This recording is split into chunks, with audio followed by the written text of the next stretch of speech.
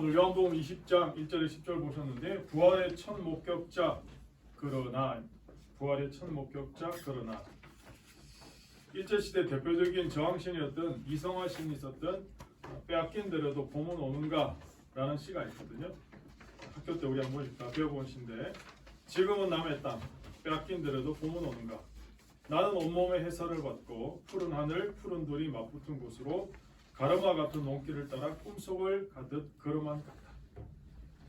입술을 담은 하늘아들아 내 마음에 나 혼자 온 것 같지를 않구나. 네가 꺼르느냐 누가 부르느냐 답답하라 말을 해다오. 그렇게 하면서 마지막에 가면 나는 온몸에 풋내를 띠고 푸른 웃음 푸른 소름이 어우러진 사이로 다리를 절며 하루를 걷는다. 아마도 봄 신령이 잡혔나 보다. 그러나 지금은 들을 빼앗겨 봄조차 빼앗기겠네. 1920년대 일제강점기 대표적인 저항시죠. 그런데 이 시를 발표한 개벽이란 이 동인지가 이 시 때문에 폐간되는 일제에서 그런 어떤 사건도 있었고, 그리고 나라를 빼앗긴, 그래서 내일을 알 수 없고 희망이란 단어조차 무시되는 그 현실 속에서 암담한 조국의 현실을 보면서 탄식하는, 그러나 희망을 노래하는 시잖아요. 들을 빼앗겨 봄조차 빼앗기게. 근데 여러분, 봄을 어떻게 빼앗깁니까? 산천에는 꽃을 다 꺾어도 봄이 왔잖아요. 개나리 지금 얼마나 허드렛지게 이제 피어 있습니까? 누가 봄이 오는 기운을 거스르고 막을 수가 있겠습니까? 예수님이 정말 이스라엘을 로마로부터 해방할 메시아다. 수많은 기적과 이적을 보면서 그렇게 기대했었는데 예수님이 십자가에 무참하게 정말 무기력하게 돌아가시는 걸 보면서 제자들의 꿈이 그냥 산산이 물거품이 되어버렸죠. 그러니까 여러분, 제자들에게 이 절망이란 단어보다 더 무거운, 절망이란 단어 이상의 엄청난 무게가 지금 짓눌려 있는 모습입니다. 그러나 예수님은 부활하셨습니다. 사망 권세를 깨고 엄부의 권세를 깨고 죄 세력들을 다 깨뜨리고 부활하셨다는 거죠. 오늘 저와 여러분은 지금 부활의 주님을 맞이하고 예배 가운데 있는 거예요. 우리가 흔히 생각하기를 하나님 앞에서 은혜를 얻으려면 신앙의 동기나 모든 것들이 완벽해야 된다 이렇게 생각하는데, 실제로는 엉뚱한 동기로 예수님한테 왔다가 은혜를 경험한 사람들이 성경에 많아요. 특별히 예수님 십자가 주변에서 조연으로 출연한 구레네 시몬 같은 경우에는 시골에서 이제 수도인 예루살렘으로 왔다가 30대 청년 예수가 십자가를 메고 하는데, 사실 예수님은 십자가 지기 전에도 너무 많이 맞아서 피를 너무 많이 흘려서 거의 빈사 상태거든요. 모래 시몬이 억지로 얼떨결에 구경하다가 그 십자가 지고 따라간 거예요, 사실은. 자기 의사와 아무 상관없이. 그런데 이게 계기가 되어서 구레네 시몬이 예수님 믿게 됐고 자기 아내까지도 예수님 믿게 됐죠. 그리고는요, 이 집의 아들 루포는 초대교회 하나님 앞에 귀하게 쓰임받는 능력이 종이 되었다. 성경은 그렇게 기록하거든요. 로마서 16장 13절에 주 안에서 택하심을 입은 루포와 그의 어머니에게 문안하라. 그의 어머니는 곧 내 어머니다. 사도 바울이 루포의 엄마는 내 신앙적 어머니다 이렇게 고백하죠. 그러니까 엄청난 신앙의 명문 가정이 된 거예요. 시작은 아버지 시몬이 시골에서 구경하러 왔다가 얼떨결에 십자가 맸는데 그게 이 집안이 통째로 하나님 앞에 믿음의 명문 가정으로 완전히 쓰임받는 계기가 되었다. 성경은 기록하는 거죠. 그런 의미에서 우리가 하나님 은혜를 경험하는 게 우리의 선행이나 공로로 되는 게 아니죠. 그래서 에베소서 2장 8절 9절을 보면 여러분은 믿음을 통하여 은혜로 구원을 얻습니다. 이것은 여러분에게서 난 것이 아니요 하나님의 선물입니다. 행위에서 난 것이 아닙니다. 그러므로 아무도 자랑할 수 없습니다. 오늘 우리 모두는, 저와 여러분은 공사 중인 사람들. 아무도 완벽한 사람 없잖아요. 다 이마짝에 공사 중 다 써붙여져 있어요. 그래서 다 흠도 있고 연약하고 실수도 많아요. 오늘 우리의 실수와 연약함이 있음에도 불구하고 있는 모습 그대로 주님 앞에 나올 때, 그리고 예수 그리스도의 이름을 부르기만 하면 구원을 얻게 된다는 거죠. 자신의 부족함과 허물에도 불구하고 주님께 나왔다가 은혜를 받고 예수님의 부활의 증인으로 쓰임받게 된 사람이 있습니다. 이분은 남성이 아니고 여성입니다. 마지막 예수님의 십자가 지시는 순간까지 따라갔던 사람이거든요.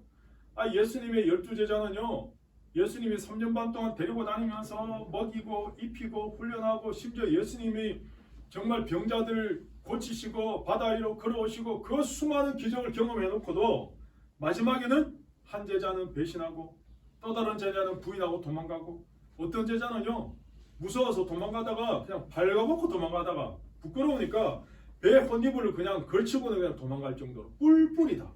예. 그런데 끝까지 예수님을 따라간 사람 누구냐? 다 여성들. 끝까지 예수님 십자가 따라가는 사람은요 대부분이 다 여자들이에요. 예.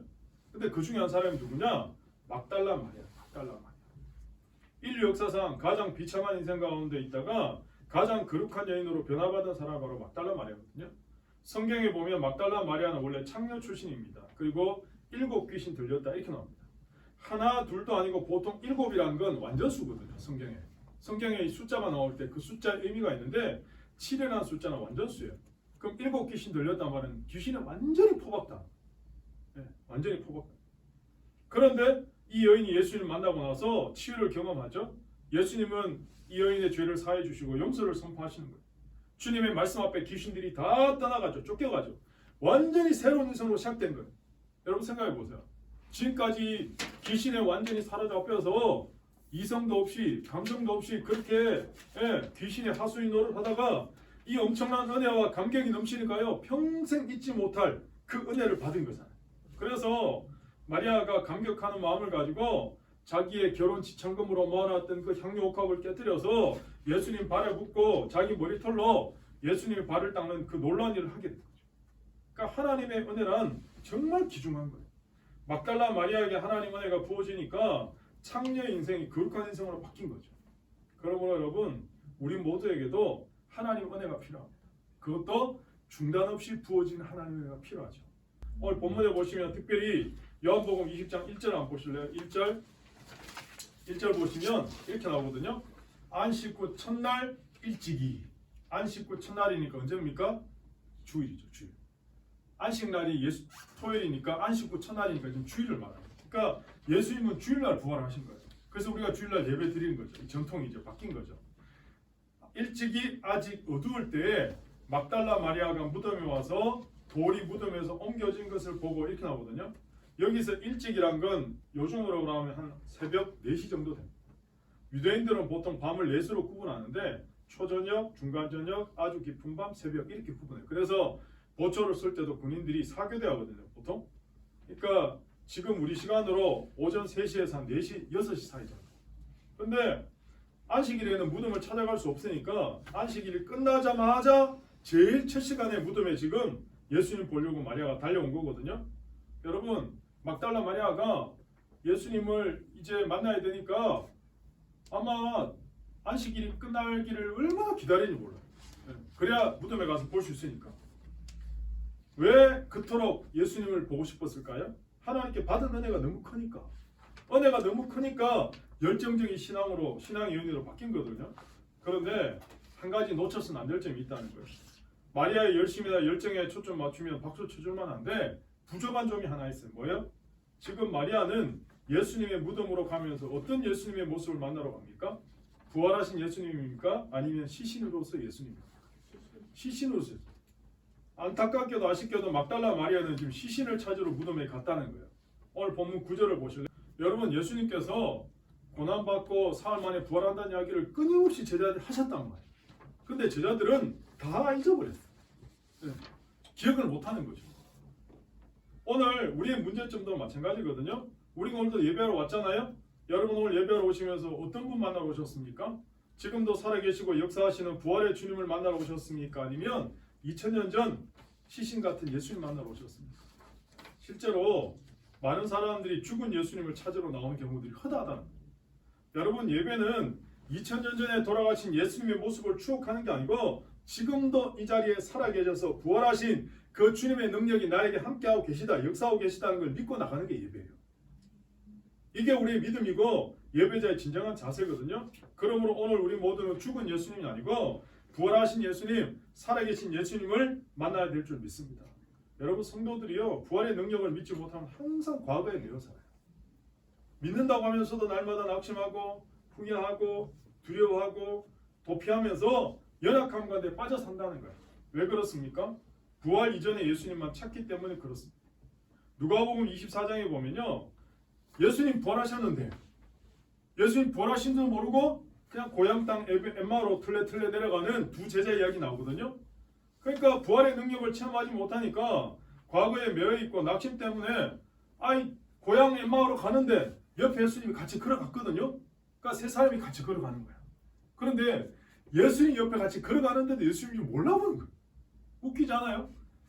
예수님이 옆에서 이야기하면서 이런저런 대화하면서 예루살렘에서 무슨 일이 있었냐? 그러니까 당신은 예루살렘에서 예수가 십자가에 못 박혀 죽은 소식도 못 들었냐고, 어디서 왔는 사람이냐고 막 그런 식으로 막 이야기하면서 막 그렇게 걸어가는 거예요.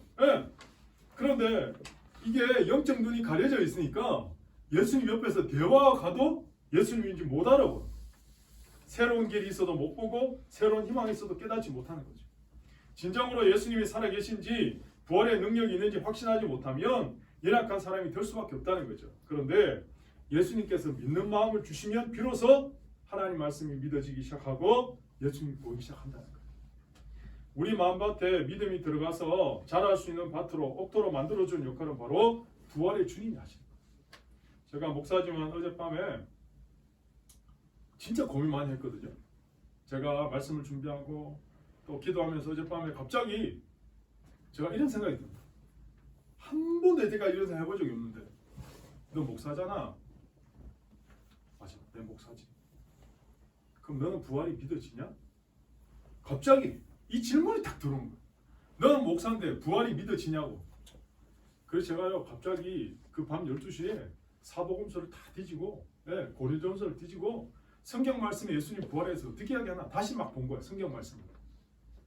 예수님 부활 이후에 제자들한테 나타나셨는데 그 어떤 몸으로 나타나셨지 막 상상해보고, 그리고 또 뭘 조반을 드셨다는데 부활의 몸인데 먹을 수가 있나? 이게 뭐지?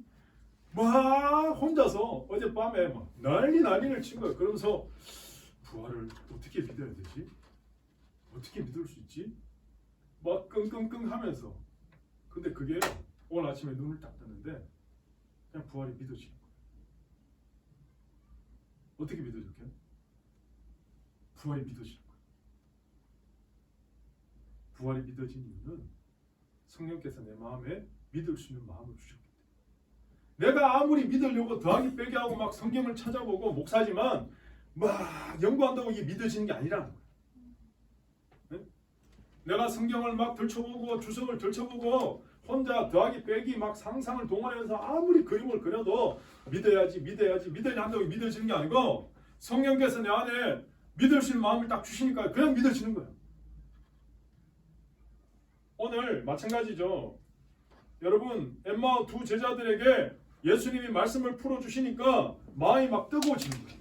그리고 주님이 믿어지고, 만약에 부활의 주님을 만나지 못했다면 그냥 예전에 예수님과 함께 그냥 그런 기적을 경험했지 하는 냉랭한 추억 가운데 젖어 살았을지도 몰라요.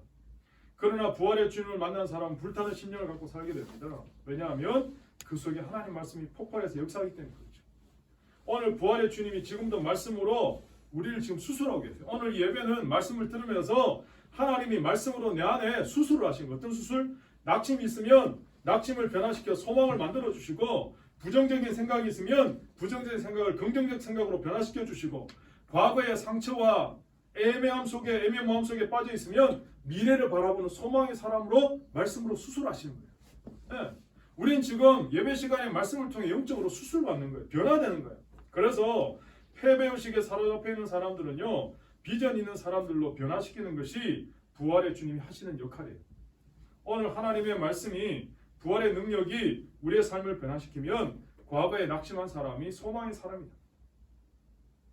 하나님의 말씀 가운데 뜨거운 꿈을 갖게 돼요. 여러분 성경 보시면 예수님의 부활과 동시에 항상 강조되는 게 성령이거든요. 성령. 왜냐하면 성령은 새 창조의 영이시고 진리의 영이고 부활의 영이니까. 이제 여러분 요한복음 20장 1절부터 10절까지 보셨지만 후반부로 넘어가시면 제자들이요, 이제 나가면 잡히면 죽으니까, 유대인들을 만나면. 그래서 제가 생각할 땐 상상해 보니까 불도 안 켜고 촛불도 안 켜고 그냥 어두컴컴한 방에 문 꽂고 걸어 잠그고 두려움에 그냥 벌벌벌 떨면서 안식구 첫날 저녁 때 예수님이요 찾아오신 거예요. 주일날 저녁에 그 두려워서 문 꽁꽁 걸어 잠그고 있는 유대인들 무서워서 숨어있는 제자들을 찾아오셔서 예수님 뭐라 말씀하셨냐? 평강이 있을지어다. 우리말로 말하면 샬롬. 예. 그리고는 요한복음 20장 22절에 그들을 향하여 숨을 내쉬며 이르시되 성령을 받아라. 예수님이 오셔서 부활하시고 나서 이 땅에 주신 첫 번째 선물이 뭐냐? 최고의 선물이 뭐냐? 성령을 받아라. 제자들. 여러분 성령을 받으면 어떤 일이 벌어지는 줄 아십니까? 우리 마음속에 꿈이 생겨요.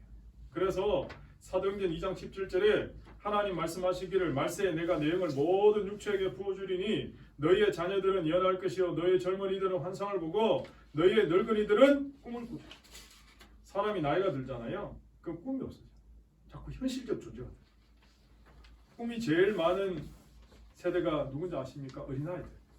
애들은요 하루에도 꿈이 12번도 더 바뀌어요. 나 이거 될 거야, 이 사람 될 거야, 이런 사람 되고 싶어. 그런데 나이가 점점 들잖아요. 그럼 현실이 돼요. 현실. 나이가 더 들면 꿈이 없어지고 어떻게 됩니까? 현실만 남는 거죠. 그러나 성령이 부어지면 꿈을 갖게 돼요. 소망이 생겨요. 그리고 뜨거운 열정 가운데 미래를 향해 살게 된다는 거죠. 제가 이제 미국에 아틀란타 살 때 저희 옆집에 감리교 목사님 부부가 계셨거든요. 러시아 선교사로 사역하시다가 건강이 안 좋으셔서 암이 발생하셔서 본부가 있는 미국 감리교 본부로 이제 오시게 되어서 본부에서 이제 선교사 후보생들 교육하시는 그런 일을 하셨거든요. 그러다 이제 옆집이니까 가끔씩 만나서 대화를 했는데 어느 날 감리교 본부에서 예산이 삭감되면서 더 이상 수많은 해외 선교사들 지원할 수 없다 이렇게 판정을 내린 거예요. 그래서 막 선교사들 본국으로 다 불러들이고 그리고 이분한테도 이제 나이도 그 정도 되시고 모양새도 지금 그 정도로 볼 때는 은퇴하시는 게 좋지 않겠냐? 그래서 은퇴하시라고. 그랬더니만 이분은 러시아 선교에 대한 꿈이 있으신 거예요. 열정이 있으신 거예요. 그러니까 나 은퇴 안 하겠다. 그랬더니 감리교 본부에서는 그럼 우리는 선교사로 보내줄 재정이 없다. 그랬더니 이분이 그럼 난 자비량으로 가겠다. 그래서 그 몸에도 불구하고 내 뼈를 러시아 땅에 묻겠다고 거의 자비량으로 러시아 선교를 떠나게 되셨거든요. 결국은 러시아에 선교하시다가 암 수술의 이 재발로 인해서 하나님 품으로 가시게 됐어요. 아마 이분은 자신이 마지막을 어디서 어떻게 영광스러운 죽음을 맞이해야 할지를 알고 계셨던 것 같아요. 단순히 여생을 편안하게 보내면서 공기 좋은 곳에서 여행하다가 아니면 병상에서 링거 꽂고 주님 앞에 서는 게 아니고 스펄전의 고백처럼 차라리 주님을 위해서 달아 없어질지언정 녹슬어 없어지는 인생이 되지 않겠습니다. 이 고백이 저는 이분의 고백이었던 것 같아요. 아직도 저는 이분의 이 겸손하시고 인자하신 얼굴이 아직도 생생합니다. 왜 이분이 이렇게 사실 수밖에 없었을까 생각해 보니까요. 그분 속에 부활의 주님의 능력이 꿈틀거렸기 때문에. 그러니까 부활의 능력이 있는 사람은요. 환경이나 사람이 매이지 않아요. 왜? 꿈을 갖고 살기 때문에. 또한 세상을 이기는 믿음을 가지고 살게 됩니다. 사도행전 20장 24절에 사도 바울은 나의 달려갈 때가 주 예수께 받은 사명 곧 하나님의 은혜의 복음 전가한 일을 마치려 하면은 나의 생명을 조금도 귀한 것으로 여기지 않는다 선언하거든요. 여러분 세상에서 가장 값주고 고귀한 게 뭐라고 생각하십니까? 저는 생명이라고 생각해요. 생명. 세상에서 제일 고귀하고 값진 건 생명입니다. 제가 예전에 미국 가기 전에 사역하던 교회에서 이제 전도를 한참 하다가 만났던 어떤 분이 설교 준비하다 생각이 나더라고요. 딸을 하나 낳았는데 생후 몇 개월이 안 된 딸아이를 가진 엄마였어요. 이분이 처녀 시절에는 교회를 잘 다니다가 친정도 다 교회 다니는 가정인데 시댁이 예수를 안 믿다 보니까 시집가고 나서 교회랑 점점점 멀어지는 생활. 꿈 같은 신혼도 지나고 첫 딸을 낳았는데 이 아이에게 희귀한 병명이 떨어진 거예요. 저도 자세히 모르지만 두개골이 더 이상 안 자란다는 거예요. 예. 우리가 태어나면 모든 게 다 자라게 돼 있거든요. 그러니까 두개골도 자라고 안에 있는 뇌도 자라요. 우리의 뇌가 25세까지 자란대요. 과학자들의 통계를 보니까. 그래서 25세 이전에 뭔가를 결정하면 실수할 수 있다. 그래서 25세 이후에 결정해라. 뭐 이런 통계들이 있더라고요. 왜냐하면 25세 이전과 이후에 사람의 판단과 결정이 많이 다르기 때문에 그렇다. 이런 통계도 있다. 그 정도로. 그런데 어쨌든 두개골도 뇌와 자라야 되는데 이 뇌를 감싸는 두개골이 더 이상 안 자라니까 큰일 난 거야. 그래서 마침 그날 전도하다가 그분의 아파트를 녹화하게 됐고 복음을 전하다가 이렇게 복음을 전했는데 아직도 그 닭똥 같은 눈물이 이 새댁이 막 뚝뚝뚝 흘리면서 막 그래서 제가 그 이후에 이 아이를 위해서, 이름이 가은인데, 제가 일주일에 한 번씩 가서 직접 찾아가서 안수기도 하고 또 저희 전도반 식구들하고 예배도 드려드리고 막 그랬거든요. 여러분, 이 가은이 엄마 한번 심정을 생각해 보세요. 세상에 어떤 대가를 치른 거라도 이 아이를 정상적으로 살리고 싶은 게 엄마의 심정 아니겠습니까? 저는 이제 기도해주고 하나님께서 치유하실 거라고 그렇게 하고 이제 미국으로 들어갔는데, 한국에서 전화가 왔어요. 병원에서 최종 진단을 받고 결과 기다렸는데, 위쪽에 있는 두개골 부분을 수술해주면 정상적으로 뇌가 자랄 수 있다, 이렇게 판정이 된 거예요. 그래서 결국 무사히 수술을 다 끝내고 이제는 이 가정이 얼마나 예수를 잘 믿는지 모른다. 제가 얼마나 감사한지 몰라요. 여러분, 세상에서 자기 목숨 아까워하지 않는 사람 어디 있겠습니까? 그러나 자신의 목숨보다 더 소중하게 생각하는 사람이 있는데, 그것은 바로 자신의 분신인 자식을 사랑하는 부모님들. 부모님 마음이 그런 거 아니에요? 그런데 오늘 사도 바울은요, 자신의 생명을 조금 더 귀한 것으로 여기지 않는다 선포하는 거예요. 왜? 미래에 자기 목숨을 걸었기 때문에, 가치가 있는 사명 때문에 꿈의 목숨을 거니까 자기 목숨을 조금 더 귀한 것으로 여기지 않는데요. 여러분, 한 사람의 가치는 그 사람의 인생이 어디에 승부를 거느냐, 어디에 생명을 거느냐에 달려 있거든요. 오늘 우리 너무 사소한 것들에 목숨을 걸 때가 너무 많은 거죠. 다시 말씀드리지만 우리가 부활의 능력을 체험하지 못할 때는 과거에 매여 있어요. 맨날 무엇을 먹을까 입을까에 매여 있는 거죠. 인간관계에 매여 있고 정에 굶주려 있고 이 세대에서 낙오하지 않을까로 고심고심하며 인생을 삽니다. 항상 자기 안에서 웅크리고 앉아서 입을 뒤집어 쓰고 있는 모습이 그 모습이에요. 그런데 성령의 은혜가 부어지니까 소망이 생기는 거죠. 꿈이 생기는 거죠. 미래를 바라보게 되는 거죠. 갈렙은 나이 85세 고령인데도 불구하고 이 산지를 내게 주소서, 내가 마땅히 그 산지를 내가 취할 수 있습니다. 그래서 선포하면서 믿음으로 전진한 인생이 된 거죠. 부활의 능력은 우리에게 꿈과 비전을 줄 뿐만 아니라 능력을 줍니다. 그 대표적인 능력이 뭐냐? 사망 권세를 깨트린 능력. 인류 역사에 가장 인간을 두렵게 만드는 게 죽음이거든요. 죽음만큼 인간을 좌절하게 하고 공포스럽게 하는 게 없어요. 그래서 인간 최대의 원수는 사망입니다. 그런데 부활장인 고린도전서 15장 26절에 맨 나중에 멸망받을 원수는 사망이다. 부활의 능력을 잊게 되면요, 이 모든 것들로부터 자유하게 됩니다. 그래서 고린도전서는 이렇게 선언합니다. 사망아, 너의 승리가 어디 있느냐? 사망아, 내가 쏘는 것이 어디 있느냐? 사망이 쏘는 것은 죄요, 죄의 권능은 율법이라. 우리 주 예수 그리스도로 말미암아 우리에게 이김을 주시는 하나님께 감사합니다. 부활의 능력은 모든 장벽을 다 허물어 버리거든요. 예수님이 십자가에 못 박혀 돌아가셨잖아요. 그런데 예수님 살아계실 때 내가 부활한다는 이야기를 했단 말이에요. 그러니까 사람들은 안 믿었지만 어쨌든 그 말씀이 돌고 있을 거 아니에요. 그러니까 예수님 분명히 십자가에 못 박혀 죽고 장사 지냈는데, 로마 병사들이나 로마 정부나 유태인들이 생각할 때 혹시 시체를 훔쳐가서 거짓 부활했다고 소문 낼 수도 있고, 진짜 부활하면 안 되니까 어떻게 하는지 아세요? 그런데 예수님의 시신을 이제 장사 지내서 동굴 속에 집어넣었잖아요. 근데 예수님이 부활 못하도록, 부활해도 그 안에서 죽으라고 어마어마한 몇 사람이 옮겨야 될 돌을 동굴 입구에 막아버린 거예요.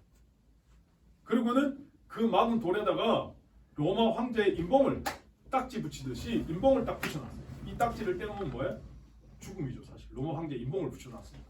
그리고는 돌문 앞에서 로마 병사가 칼 차고 창 들고 지키고 있는 거예요. 그런데요, 예수님께서 부활하시니까 어떻게 되는지 아세요?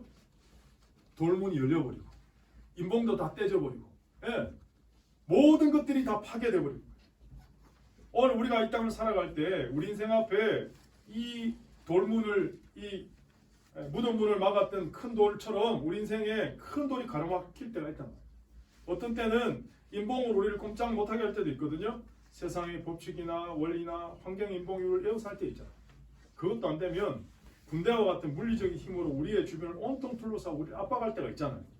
근데 다시 말씀드리지만 부활의 능력이 임하면 어떻게 됩니까? 돌이 굴려져 버리고 인봉 같은 게 다 깨져 버리고 세상 권세도 하나님의 권세 앞에 혼비백산해서 다 도망쳐 버린다. 부활의 능력만 이것들을 깨트릴 수 있거든요. 오늘 우리 주변에 돌로 막아놓고 인봉해놓고 군대가 지키고 있어 숨이 턱턱 막힐 정도로 우리를 압박하고 있는 게 무엇입니까? 오늘 주님이 부활했다고 고백하고 찬양하면서 정작 우리 자신은 어디에 있습니까? 막달라 마리아, 그녀는 참으로 어두운 삶의 길을 걷다가 삶의 한 모퉁이에서 주님을 만났잖아요. 변화받았잖아요. 새로운 삶을 살기 시작한 여인이죠. 더 나가서 여러분 재밌는 건 부활하신 주님이요 제일 먼저 찾아간 게 누군지 아세요? 막달라 마리아. 막달라 마리아.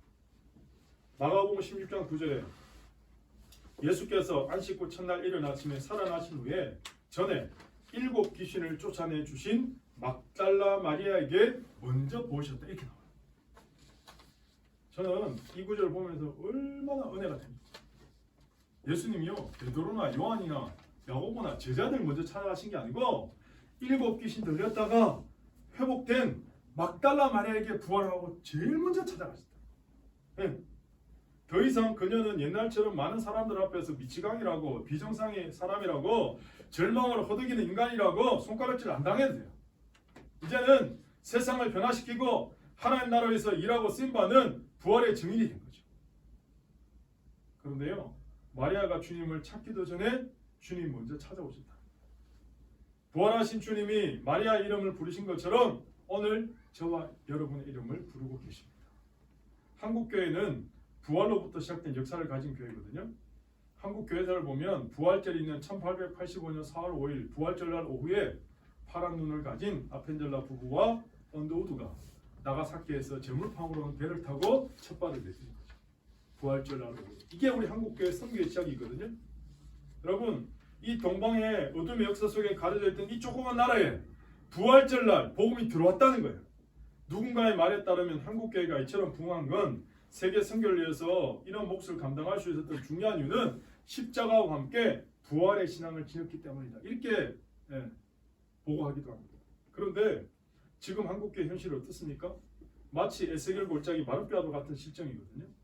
이러한 현실 가운데 한국교회가 다시 하나님 앞에 은혜를 받아 계속 쓰임받으려면 부활의 복음을 입고 부활의 능력을 덧입어야 된다. 오늘 저와 여러분도 마찬가지예요. 우리가 어떻게 해야 부활의 복음을 믿고 부활의 능력을 덧입을 수 있습니까? 제가 어젯밤부터 오늘 아침까지 고민 목사지만 했던 것처럼 부활의 영이신 성령을 체험하고 성령의 충만함을 입는 거예요. 성령님의 능력을 입을 때 성령의 영이 부활의 영이시기 때문에 새 창조의 영이시기 때문에 부활의 능력이 성령과 함께 우리에게 역사하면 우리가 믿어지는 거예요. 예수님 여러분 다시 사셨습니다. 죄와 사망과 엄보와 질병과 사단의 모든 권세를 이기시고 지금 예배 가운데 우리 가운데 함께 하신 줄 믿습니다. 근데요 예수님의 부활을 목격한 마리아나 사람들이요 예수님 제자들한테 예수님 부활하셨다 베드로한테 요한한테 근데 제자들이 안 믿는 거예요. 이거 웃기는 거 아니에요? 예수님 부활을 봤다고 가서 이야기해 줬는데도 안 믿는 거예요. 마가복음 16장 11절에 그들이 예수께서 살아나셨다는 것과 마리아에게 보이셨다는 것을 듣고도 믿지 아니하니라. 13절에 두 사람이 가서 남은 제자들에게 알리었을 때 역시 믿지 아니하니라. 그래서 아마 제가 볼 때 예수님 좀 열받으신 것 같아요. 그래서 식사할 때 그냥 벼랑과 찾아오셨어요. 제자들이 식사할 때. 마가복음 16장 14절에 예수께서 그들에게 나타나사 그들의 믿음 없는 것과 마음이 완악한 것을 꾸짖으시니 이는 자기가 살아난 것을 본 자들의 말을 믿지 아니합니다. 안 믿으니까 예수님이 직접 찾아오십니다. 야, 니네 마음이 이렇게 강박하냐? 왜 못 믿냐? 그리고 주님이 직접 찾아오셨다는 거예요. 그리고 주님이 마지막 제자들이 이렇게 선포하십니다. 또 이르시되 너희는 온 천하에 다니며 만민에게 복음을 전파하라. 믿고 세례를 받는 사람은 구원을 얻을 것이요 믿지 않는 사람은 정죄를 받으리라. 믿는 자들에게는 이런 표적이 따르리니 곧 그들이 내 이름으로 귀신을 쫓아내며 새 방언을 말하며 뱀을 집어올리며 무슨 독을 마실지라도 해를 받지 아니하며 병든 사람에게 손을 얹은 즉 나으리라 하시더라. 여러분 이 말씀이 부활하신 주님이 2000년 전 제자들에게만 하신 말씀입니까? 오늘 예배 가운데 오신 저와 여러분에게 주님이 동일하게 주시는 하나님의 말씀인 줄 믿습니다. 그러므로 사랑하는 여러분, 우리가 부활의 능력을 체험해서 믿음으로 전진한 인생으로 하나님 나라에서 쓰임받는 인생으로 그렇게 사시게 되기를 예수님 이름으로 축복합니다.